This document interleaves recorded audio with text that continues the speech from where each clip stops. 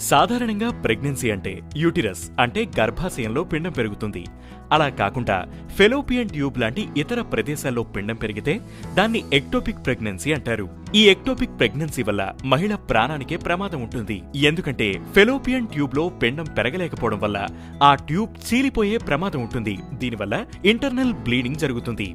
గతంలో pelvic inflammatory disease లాంటి ఇన్ఫెక్షన్లు వచ్చిన, హార్మోన్ ఇంబ్యాలెన్స్ ఉన్న, బర్త్ కంట్రోల్ పిల్స్ ఎక్కువగా వాడిన, ఫెర్టిలిటీ ట్రీట్మెంట్ తీసుకున్న వారిలో ఈ సమస్య వచ్చే అవకాశం ఎక్కువగా ఉంటుంది. కొంతమందిలో స్మోకింగ్ వల్ల, ఫెలోపియన్ ట్యూబ్స్ దెబ్బతినడం వల్ల కూడా ఈ ప్రాబ్లం వస్తుంటుంది. ఒకసారి ఎక్టోపిక్ ప్రెగ్నెన్సీ వచ్చిన వారికి మళ్లీ వచ్చే ఛాన్స్ కూడా ఉంటుంది. పెళ్లి కాని వారిలో లైంగిక ఆరోగ్యం గురించి తక్కువగా అవగాహన ఉంటుంది. ఇది ఇన్ఫెక్షన్లకు లేదా ఇతర సమస్యలకు దారితీస్తుంది. అవి ఎక్టోపిక్ ప్రెగ్నెన్సీ ప్రమాదాన్ని పెంచుతాయి. కాబట్టి పీరియడ్ స్టాప్ అవడం, ప్రెగ్నెన్సీ టెస్ట్ లో పాజిటివ్ రావడంతో పాటు కడుపులో ఒకవైపు షార్ప్ గా గుచ్చుకుంటున్నట్లు, పొడుస్తున్నట్లు అనిపించడం, హెవీ బ్లీడింగ్, భుజాల దగ్గర నొప్పి రావడం, కళ్ళు తిరిగి పడిపోవడం, బీపీ తగ్గడం వంటి లక్షణాలు కనిపిస్తే వెంటనే ఆలస్యం చేయకుండా హాస్పిటల్ కి వెళ్లాలి. ఎక్టోపిక్ ప్రెగ్నెన్సీని సాధారణ గర్భంలా కొనసాగించడం సాధ్యం కాదు కాబట్టి దాన్ని తొలగించాలి.